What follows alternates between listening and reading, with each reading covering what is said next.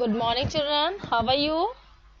Hindi reader class 5th chapter 11 बाल कवि सम्मेलन आज हम लोग पढ़ेंगे।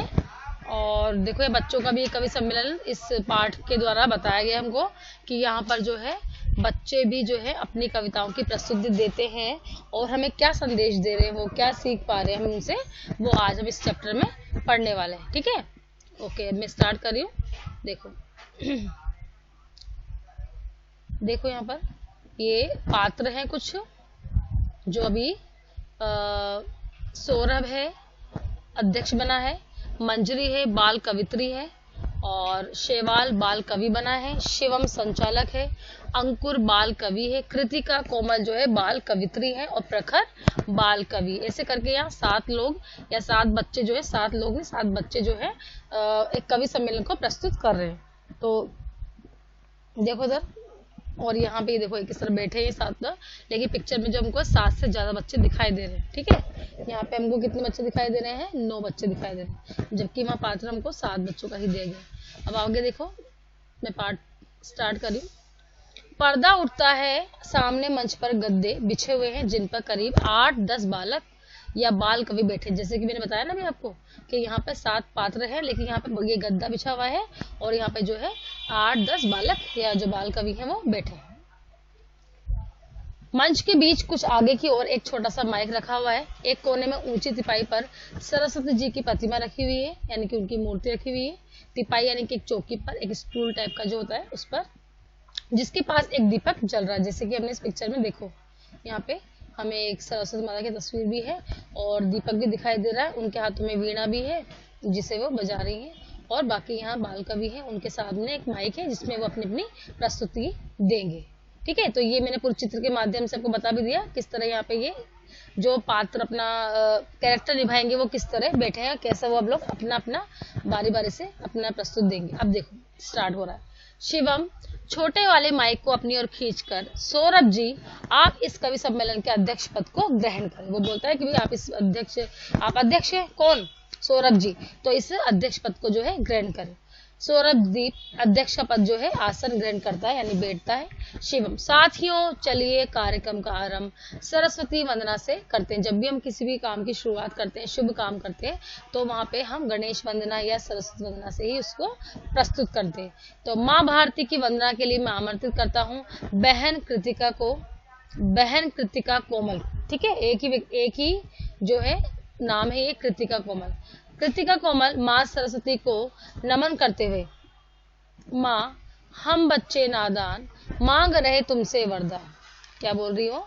माँ हम बच्चे नादान मांग रहे तुमसे वरदान, ज्ञान दीप तुम आन जला दो, दूर करो सबका अज्ञान, वरद हस्त रखो दो माँ, सिर पर आए कभी नहीं अभिमान। इस तरह यहाँ पे जो है कृतिका कोमल ने अपनी प्रस्तुति दी है। तो यहाँ कह रही कि भाई माँ हम बच्चे तो बिल्कुल नादान है, ना समझे, छोटे छोटे बालक है, तो हमें आपसे वरदान मांग रहे हैं। किस बात का? क्योंकि माँ सरस्वती जो हमें विद्या की देवी है और वो हमें वरदान हम उनसे मांग रहे हैं, विद्या का जो है वरदान मांग रहे हैं कि ज्ञान दीप यानी बुद्धि का दीप, यानी ज्ञान की जो है वो दीप तुम मुझे हमें जला दो। यानी कि दीप जो हमारे अंदर, जो हमारे दिमाग में, जो हमारे बुद्धि का जो दीपक है वो आप हमें जला दे, उसको उसके स्वरूप हमें वरदान दे, दूर करो सबका अज्ञान, जिससे हमारा जो है अज्ञान, सबका जो है अज्ञानता जो है मिट जाए। वरद हस्त रखो दो, और जो तुम्हारे हाथ है वो हमारे सिर पर रख दो और हमें आशीर्वाद दो कि आए कभी नहीं अभिमान, कि हमें कभी कोई अभिमान नहीं हो। शिवम आप सभी लोगों ने बहन कृतिका कोमल की मधुर वाणी में वंदना सुनी। कार्यक्रम की अगली प्रस्तुति के लिए आ रहे हैं हमारे प्रिय साथी अंकुर। अब अंकुर बोल रहे हैं, साथियों आप लोगों के समक्ष में दोस्ती के संबंध में कुछ पंक्तियां प्रस्तुत कर रहा हूँ। दोस्ती जब भी करो पक्की करो, दोस्ती करके नहीं कुट्टी करो। ठीक है, एक ले की तरह बन गया है कि दोस्ती जब भी करें तो कैसे करनी है? पक्की करनी है, और दोस्ती करके कभी नहीं हमें कुट्टी करनी है। श्रोतागण वाह वाह वाह, बहुत अच्छे। अंकुर दाहिना हाथ आगे करते हुए, अगली पंक्तियों पर विशेष ध्यान चाहूंगा। सद्गुणों को ही सदा अपनाओ, मैत्री का हाथ जो है आगे बढ़ाओ। दुर्गुणों की आज तुम छुट्टी करो, दोस्त करके नहीं कुट्टी करो। मतलब दुर्गुण जो है तुम्हारे अंदर जो है, अगर कोई बुरे गुण है, बुराइयां हैं, बुरी चीज, जो बुरे व्यवहार है, उसे आप जो उसकी छुट्टी कर दो, उसको भगा दो यहाँ से। और कुट्टी दोस्ती से, जो अपनी मित्रता है उससे कुट्टी नहीं करना, उससे कभी भी हमको दूर नहीं होना, दोस्ती तो हमें निभानी है और सद्गुणों को हमें अपनाना है। ठीक है, तो अब श्रोतागण तालियां बजाते हुए गड़ गड़ गड़, क्या बात कही, आनंद आ गया। शिवम। साथियों, इस सार्थक एवं मधुर कविता के बाद अब मैं आप लोगों को हंसाने गुदगुदाने के लिए आमंत्रित करता हूँ हास्य कवि रस की कवित्री मंजरी जी। अब हास्य कवि रस की कवित्री कौन है? मंजरी जी। मंजरी साथियों, ओ ये मंजरी के हास्य कवि की कवित्री थी, तो क्या बोलती? साथियों बोलना था उनको, लेकिन वो बोल रही हाथियों। तो वो बोल रही है हाथियों, नहीं साथियों। ठीक से अपनी अपनी जगह को पकड़ लो और मुंह खोलो रखो, ताकि अभी जो मैं हंसी के गोलगप्पे आपकी ओर फेंकूं वे सीधे आपके मुंह में गिरे। तो लीजिए, तोड़ दूं मरोड़ दूं, सूंड का रुख मोड़ दूं, जोश में हाथी उठाकर शीश उसका फोड़ दूं, खम्भ सी टांगे उखाड़ूं और उसको धर पछाड़ूं, और टुकड़े बीच फेविकोल से फिर जोड़। देखो कितनी जो अच्छी कविता इन्होंने अपने जो हास्य कविता कही है वो देखो। तोड़ दूं मरोड़ दूं, सूंड का रुख मोड़ दूं, जोश में हाथी उठाकर, मतलब कि वो बोल रही है कि जैसे कि जैसे आप हाथी को उठा सकते हो क्या? नहीं ना, हाथी तो इतना कैसा होता है, बलवान होता है, बहुत भारी होता है वजन में, तो उस हाथी को आप उठा नहीं सकते ना। तो इसीलिए बोल रही वो कि हाँ तोड़ दूं मरोड़, मैं मतलब कि खिलौने के स्वरूप में उसने हाथी के लिए हंसने के लिए कहा कि मैं खिलौने को या टॉय को आप तोड़ सकते हो, मरोड़ सकते हो और उसको जोड़ भी सकते हो फेविकोल से। इसीलिए उसने ये कहा, ये कविता उसने खिलौने के लिए प्रस्तुत करी है। अब श्रोतागण तालियों की गड़गड़ाहट से, जोरदार गड़गड़ाहट के साथ वाह वाह वाह, हा हा हा, मतलब हमें बहुत हंसी आई, बहुत मजा आया। मंजरी। दो और पंक्तियों पर ध्यान दे। आज भी इतना दम है मेरी सूखी कलाई में, आज्ञा हो तो आग लगा दूं फौरन दिया सलाई में। मतलब आज भी मैं इतना दम रखती हूँ, इतनी पावर रखती हूँ कि जो मेरी सूखी कलाई है ना, मतलब कि सूखी कलाई के लिए, बिना हथियार के लिए, बिना मैं जो अस्त्र शस्त्र लड़ने आई हूँ, उसमें मेरी इतना दम है। आज्ञा, अगर तुम मुझे परमिशन दो तो मैं जो है दिया सलाई में आग लगा दूं। तो ये दिया सलाई में तो वैसे भी आग लग सकती है। लाजवाब, अति सुंदर, ऐसे श्रोतागण कहते हैं। शिवम।